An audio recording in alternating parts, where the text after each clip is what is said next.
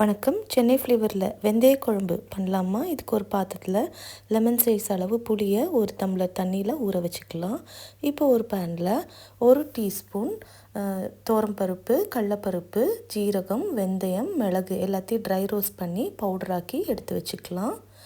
இப்போ இன்னொரு பாத்திரத்தில் கொஞ்சமாக நல்லெண்ணெய் விட்டு எண்ணெய் காஞ்சதும் கடுகு போட்டு கடுகு வெடித்ததும் வெந்தயம், ஒரு 6 பல்லு பூண்டை சின்ன சின்னதாக வெட்டி ஒரு வெங்காயத்தையும் சேர்த்து நல்லா வதக்கி விடலாம். ஒரு பழுத்த தக்காளியும் சேர்த்து நல்லா வதக்கி விட்டு மூடி போட்டு ஒரு 2 நிமிஷம் வேக விடலாம். இதில் 1 டீஸ்பூன் மஞ்சள், 1லேருந்து 2 டேபிள் ஸ்பூன் குழம்பு மிளகாத்தூள் போட்டு நல்லா கலந்து விட்டு கொஞ்சமாக தண்ணி விட்டு மூடி போட்டு ஜஸ்ட் ஒரு 2 மினிட்ஸ்க்கு அதை மசாலாவை வேக விடலாம்.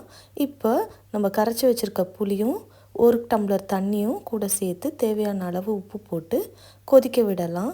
இது ஒரு 5 நிமிஷம் ஆகும் கொதிக்கிறதுக்கு.